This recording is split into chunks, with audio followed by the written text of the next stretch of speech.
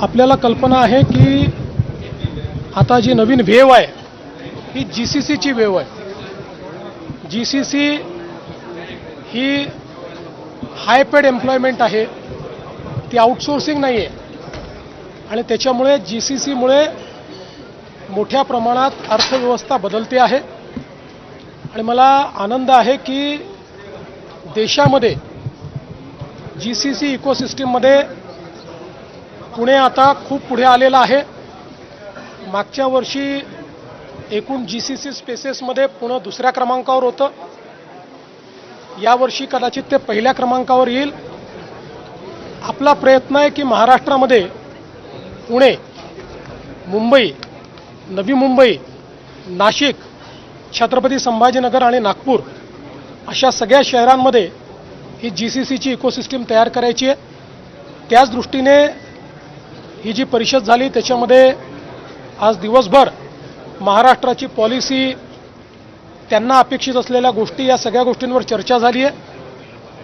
आज तरी देशामध्ये सगळ्यात चांगली पॉलिसी आपली आहे, पण त्यातही काही बदल त्यांना अपेक्षित आहेत, ते बदल करण्याची तयारी आपण दाखवलेली आहे। मला विश्वास आहे की निश्चितपणे महाराष्ट्र देशाच्या जीसीसी रेव्होल्यूशनला लीड करेल आणि पुणे ही त्याची राजधानी असेल। सर, चाकण MIDC मध्ये अनेक कंपनी ज्या आहेत त्या रस्त्यांवरती खड्डे असल्यामुळे सोडून जाण्याच्या तयारीमध्ये आहेत। जवळपास ट्रॅफिकचा वाहतूक कोंडीचा प्रश्न आहे। चाकणचा प्रश्न अतिशय जेन्युइन आहे, त्या संदर्भात एक बैठक झालेली आहे। हा पावसाळा संपल्यानंतर तिथलं सगळं इन्फ्रास्ट्रक्चर जे आहे हे अपग्रेड करण्याचं काम आम्ही करू आणि दुसरं सगळ्यात महत्त्वाची गोष्ट जी करण्याची गरज आहे ती म्हणजे आपण इतके वर्ष इंडस्ट्रियल टाउनशिप ॲक्ट तयार केला, पण जोपर्यंत या MIDC एरियाजला टाउनशिपमध्ये आपण परिवर्तित करत नाही तोपर्यंत त्याचं इन्फ्रास्ट्रक्चर आपण अपग्रेड करू शकत नाही किंवा त्याचा रखरखाव नीट होत नाही। म्हणून आता नगर विकास विभाग आणि MIDC उद्योग विभाग या दोघांनाही टार्गेट दिलं आहे। पहिल्यांदा पुण्याच्या जवळच्या ज्या चांगल्या आमच्या MIDCs आहेत यांना इंडस्ट्रियल टाउनशिपमध्ये परिवर्तित केलं की मग तिथेच पैसा उभा होईल आणि त्या ठिकाणी इन्फ्रास्ट्रक्चरचं जे काही देखरेख आहे ती करता येईल।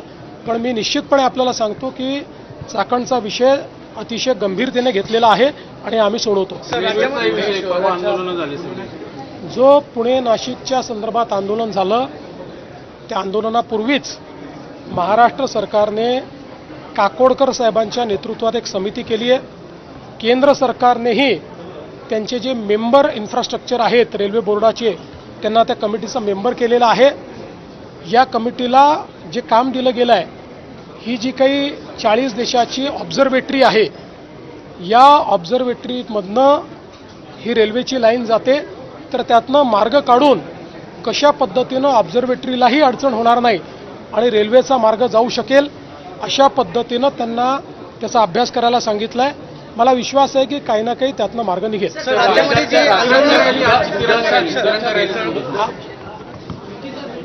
आपल्या देशाचे प्रधानमंत्री माननीय मोदीजींनी आपल्याला एक संदेश दिला की 9 ऑगस्ट क्रांती दिनापासून 15 ऑगस्टपर्यंत देशातल्या सगळ्या युवांनी तिरंगा रॅलीच्या माध्यमातून आपली देशभक्ती तर प्रदर्शित करायचीच आहे, पण देशाच्या प्रती आपली प्रतिबद्धता देखील, त्याची उजळणी देखील करायची आहे आणि म्हणून तिरंगा रॅली चालली आहे।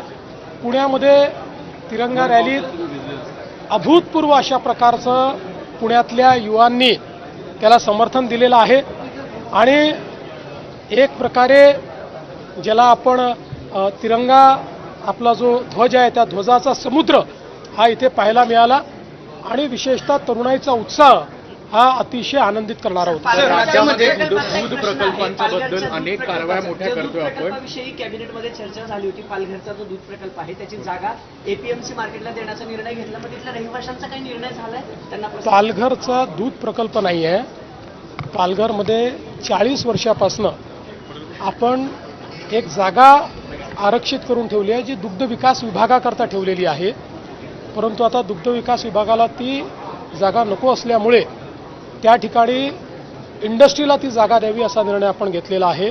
ही सगळी जागा ॲक्वायर्ड लँड आहे, त्याचे त्यावेळी पूर्ण पैसे दिलेले आहेत तथापि काही गावकऱ्यांच्या समस्या आहेत त्या आम्ही समजून घेऊ. सर राज्यामध्ये जे आंदोलनं होत आहेत सर हां म्हणजे राज्यामध्ये पुन्हा शिवराळ भाषण सुरू झालं. म्हणजे आंदोलनं होत आहेत किंवा जी जात पडताळणी प्रमाणपत्र आहे त्याच्यावरून बरीच टीका होते की सरकार जे आहे ओबीसी मधून दिलेली प्रमाणपत्र आहेत ते रद्द करतायत. थेट सरकारवरतीच टीका केली. मी स्पष्टपणे आपल्याला सांगतो, सरकार संविधानापर्यंत प्रमाणे चालतं आणि यापुढेही सरकार संविधानाप्रमाणेच चालेल. सरकार दबावाने चालत नाही आणि नियमबाह्य चालत नाही. मात्र सरकार सगळ्यांचं ऐकून घेतं. सगळ्यांचं ऐकून घेणं ही सरकारची जबाबदारी असते. कोणी चांगल्या शब्दात मांडतं, कोणी वेगळ्या शब्दात मांडतं. कुठल्याही शब्दात कोणी मांडलं पण जर जनहिताचं असेल तर ते ऐकलं जाईल. संविधानात बसणार असेल तर ऐकलं जाईल. संविधानात बसणार नसेल तर ऐकलं जाणार नाही. होणार का त्या? असं आहे, अगदी स्पष्टपणे तुम्हाला सांगायचं झालं ते काय पहिल्यांदा आहे का? चाललंच आहे. नाही मात्र आमचं लक्ष समाजाकडे आहे आणि मराठा समाजाकरता आमच्या सरकारने जे केलं ते इतर कुठल्याही सरकारने केलं नाही. आम्हाला मराठा समाज असो, ओबीसी समाज असो, SC असो, ST असो, VJ असो, NT असो, संविधानाने सगळ्यांची काळजी घ्यायला सांगितलेली आहे. हे सरकार सगळ्यांची काळजी घेईल, सगळ्यांना न्याय देईल. एकाचं ओरबाडून दुसऱ्याला, दुसऱ्याचं ओरबाडून याला असं हे सरकार करणार नाही.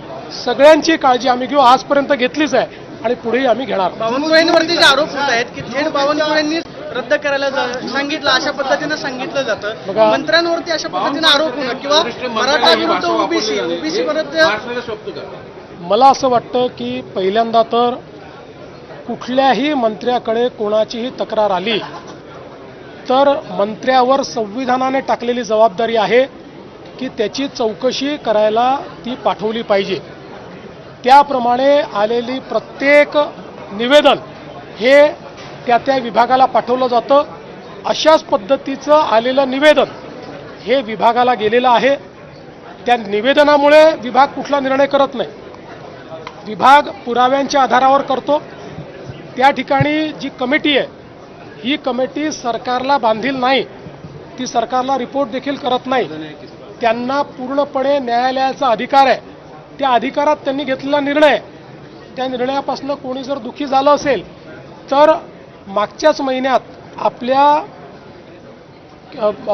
आपलं जे सेशन झालं त्या अधिवेशनामध्ये आपण ॲपिलेट ऑथॉरिटी तयार केलेली आहे.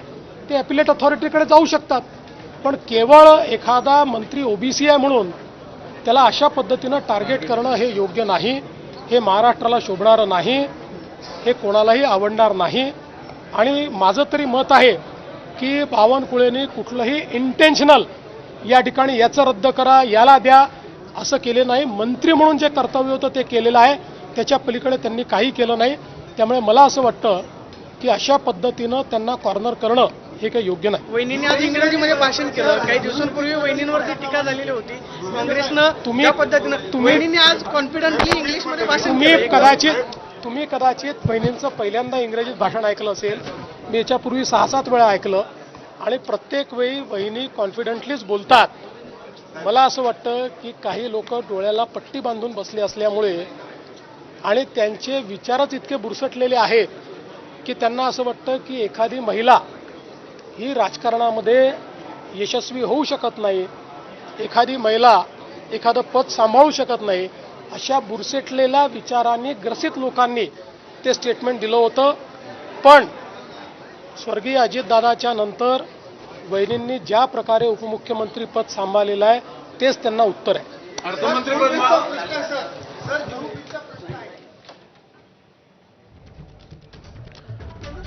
अनेक मुद्द्यांवर मुख्यमंत्री फडणवीसांनी भाष्य केलेलं आहे आणि त्याचवेळी बावनकुळेंसंदर्भात जे आरोप झालेले होते त्यावर देखील त्यांनी सविस्तरपणे आपली भूमिका मांडलेली आहे आणि या संदर्भात त्यांची पाठराखणही केली.